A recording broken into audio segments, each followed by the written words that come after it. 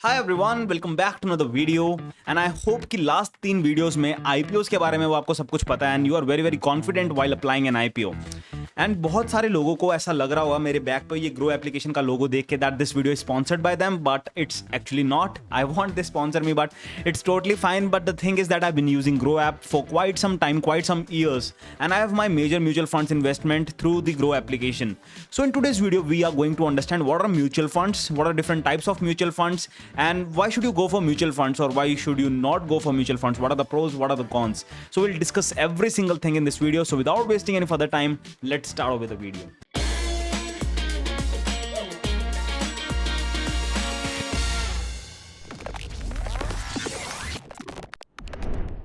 Alright guys, so in the last few videos like journey of a company, you understood कि एक share होता क्या है और वो शेयर किसी भी कंपनी का किसी स्टॉक एक्सचेंजेस पे कैसे लिस्ट होता है। And obviously there are different stock brokers like Zerodha and Upstox, जहाँ से आप किसी भी कंपनी के शेयर्स में इन्वेस्ट कर सकते हो और उसके बदले में कंपनी के शेयर्स ले सकते हो।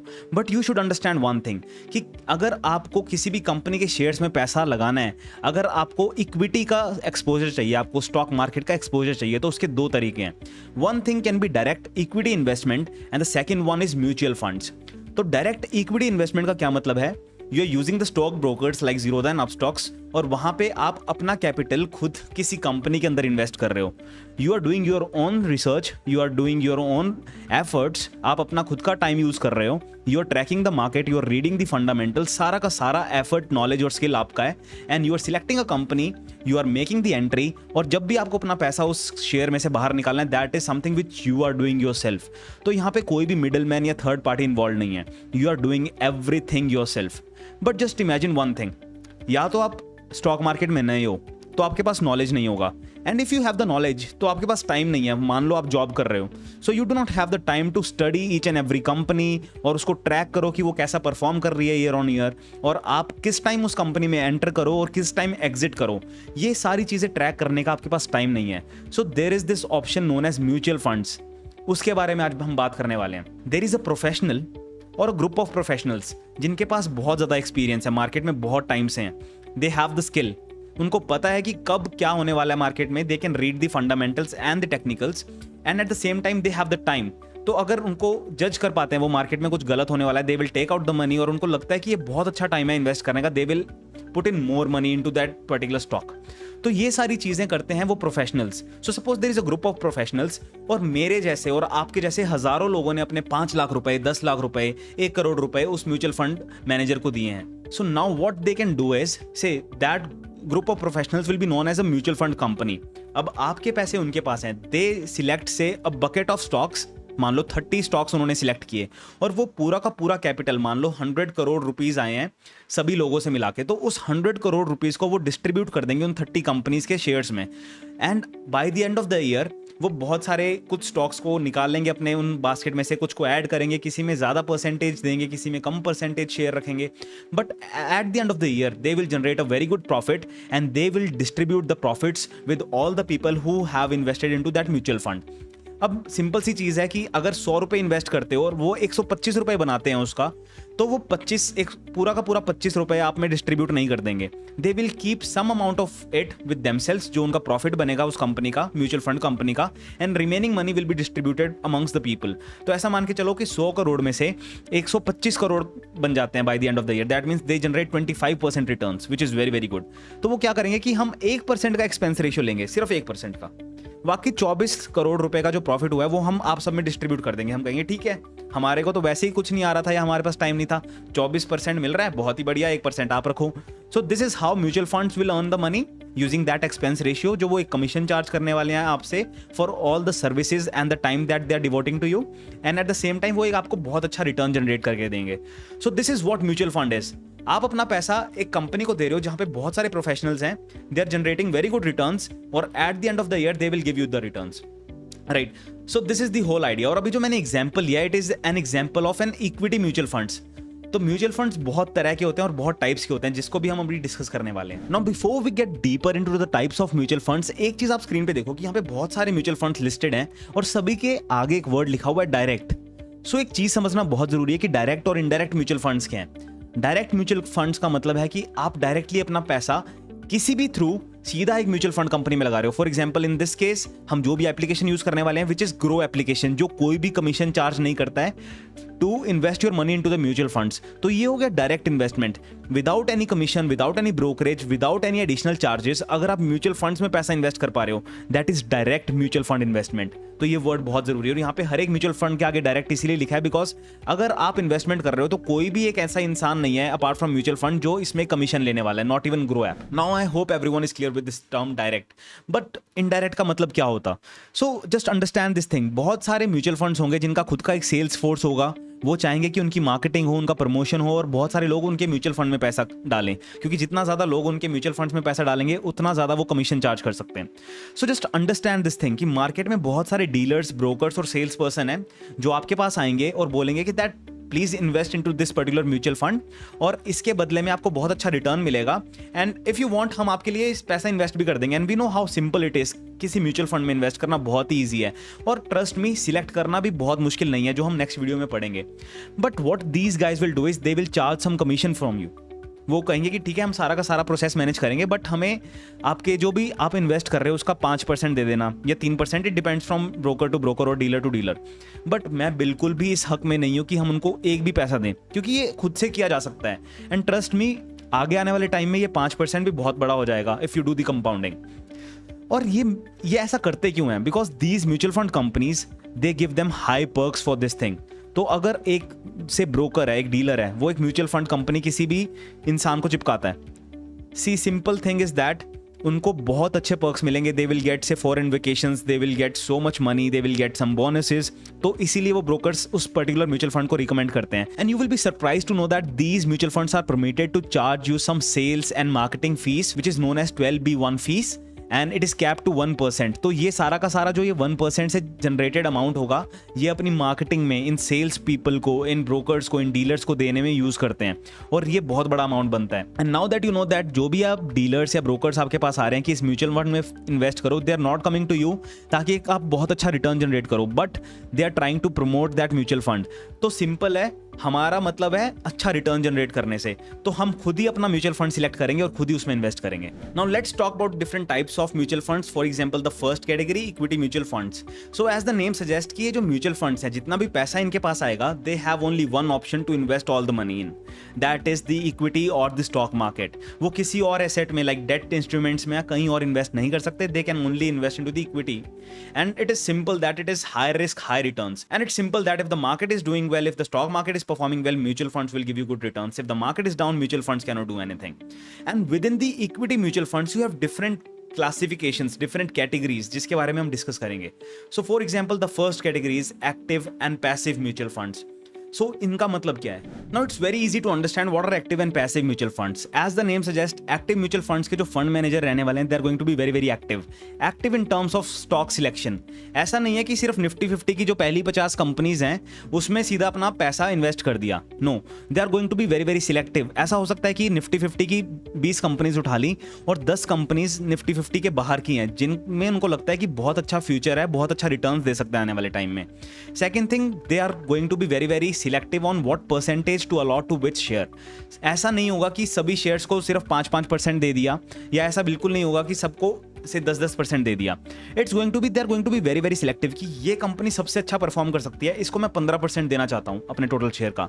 ये कंपनी मॉडरेटली परफॉर्म करेगी, इसको चलो 10% देते हैं. ये कंपनी के सबसे कम चांसेस हैं, जो भी मैंने बकेट सिलेक्ट किया उसमें से, कि ये अच्छा परफॉर्म करेगी कंपेयर टू अदर्स, इसको 3% देते हैं. So they are going to play around with different companies and they are also going to play around with percentage कि किस कंपनी में कितना परसेंटेज इन्वेस्ट करना है. अगर 100 करोड़ रुपए हैं तो इस कंपनी में 15 करोड़ डाल देता हूँ, इस कंपनी में 2 करोड़, इस कंपनी में 3 crore. So they are going to play around with the combinations and they will make sure that they produce very good returns out of it. और वो विद इन द इन्वेस्टमेंट कोई कुछ स्टॉक्स को बाहर निकालेंगे, कुछ स्टॉक्स को अंदर डालेंगे. इफ दे फील कि यार इस कंपनी में 5 करोड़ रुपए डाले हैं, it's not performing as per the standards, इस कंपनी को बाहर करो. Let's bring in TCS. ये टीसीएस अच्छा परफॉर्म कर सकती है नेक्स्ट क्वार्टर में, इसका काफी अच्छा परफॉर्मेंस रहा है. सो टीसीएस में 5 करोड़ डाल दिया निकाल के. So this is how the active mutual funds manager are going to work out और play around. On the other hand, passive mutual funds, as the name suggest, कि पैसिव रहने वाले हैं. मतलब करेंगे क्या, एक एल्गोरिदम पे काम करेंगे. इसमें क्या हुआ कि जो निफ्टी 50 की पहली 50 कंपनीज हैं, सीधा का सीधा सारा का सारा कैपिटल इन 50 कंपनीज में लगा दो और एक शेयर डिसाइड कर लो कि जो पहले नंबर पे कंपनी चल रही है इसको 11% देना है, जो सेकंड नंबर पे कंपनी है उसको 9%, जो तीसरे पे चल रही है उसमें 8%, जो 20वें पे चल रही है उसमें 2%, जो 50वें पे चल रही है उसमें 0.5%। तो इस तरह से उन्होंने एल्गोरिदम सेट कर दिया कि पहले नंबर वाली कंपनी को इतना देना है, दूसरे वाली को इतना, 50 वाली कंपनी को इतना। और अब देखो कि गेम कितना ईजी हो गया है। अगर जो निफ्टी 50 की 50 कंपनीज हैं अगर वो रीशफल होती हैं, या जो टॉप 50 कंपनीज है उसमें से जो 50th नंबर वाली कंपनी है वो निफ्टी 50 से बाहर हो जाती है और 51st कंपनी उस निफ्टी 50 के बकेट में आ जाती है, तो ऑटोमेटिकली जो फंड्स हैं वो उस 50th कंपनी में से बाहर निकल के 51st कंपनी में चला जाएगा। और ऐसा मान लो कि फर्स्ट कंपनी और सेकंड कंपनी का पोजीशन इंटरचेंज हो गया, तो जिस परसेंटेज में पैसा लगा हुआ था वो भी ऑटोमेटिकली इंटरचेंज हो जाएगा। सो this is a passive mutual fund, जिसमें जो आपका फंड मैनेजर है वो बिल्कुल दिमाग नहीं लगा रहा है, he is just playing around with the top 50 companies.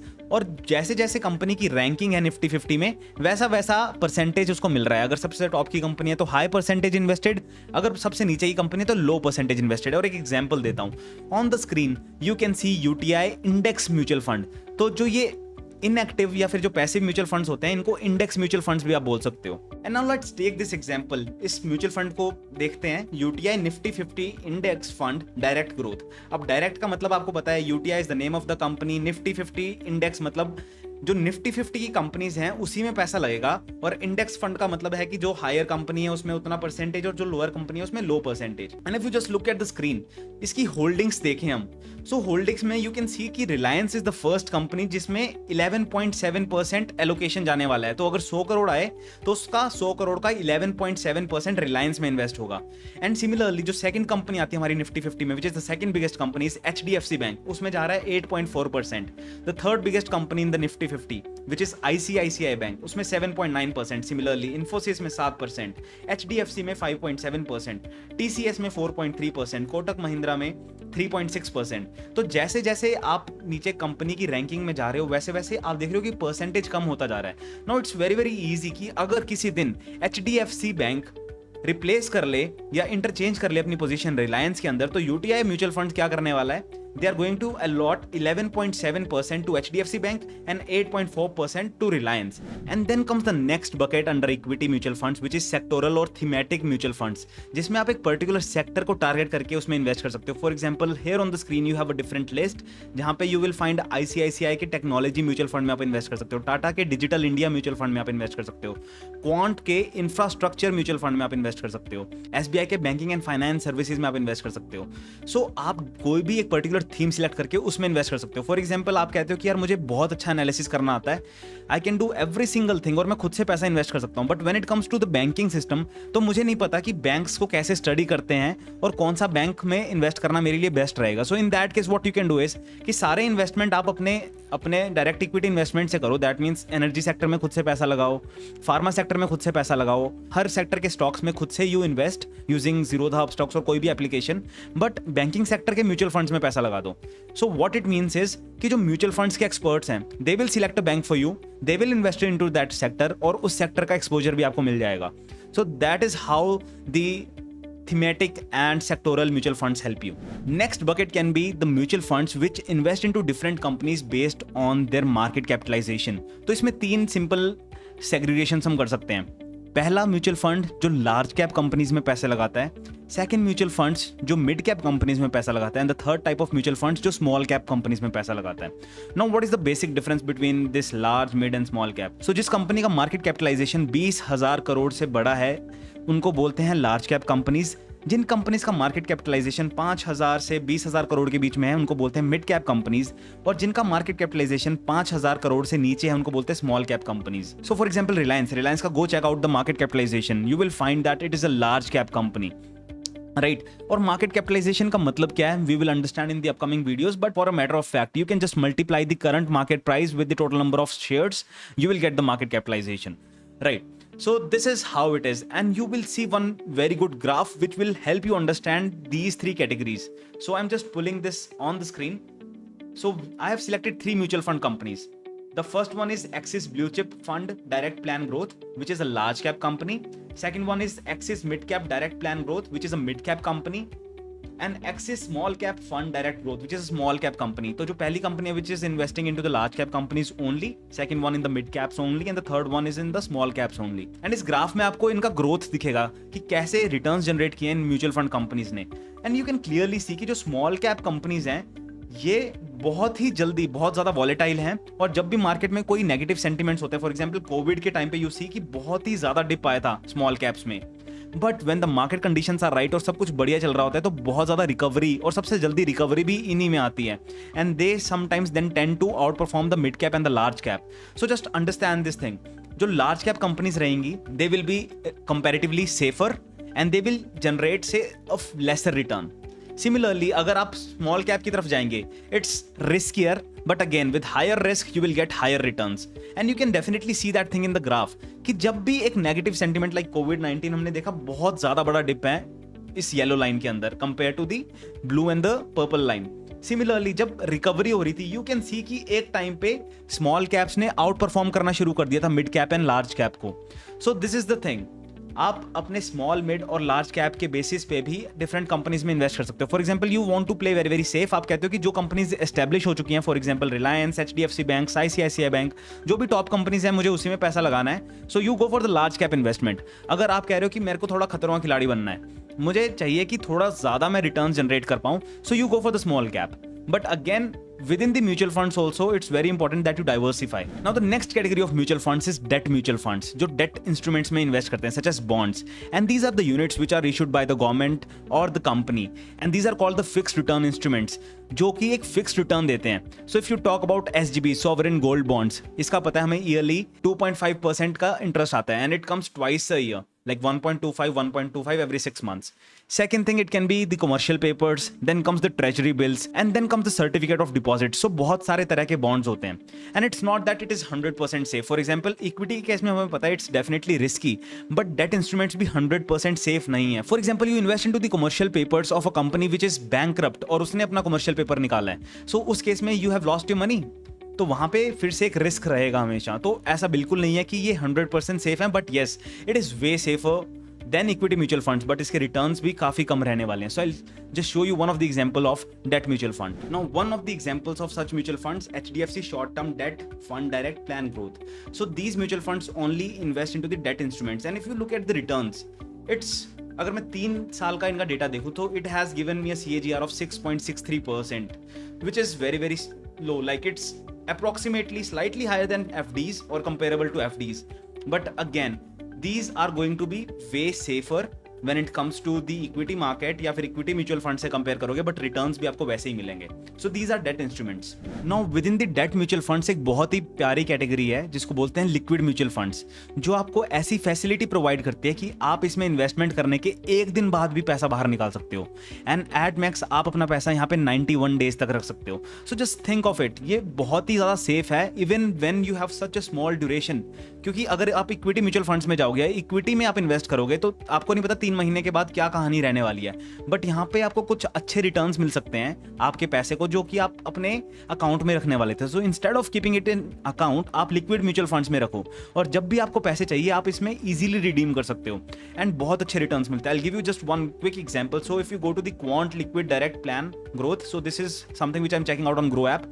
यहाँ पे आप देखोगे कि इसका एनुअलाइज्ड रिटर्न इज 7.27%, और आपको मतलब year on year as a CAGR या फिर आप एनुअलाइज्ड रिटर्न की बात करो, it is 7.27%, which is great.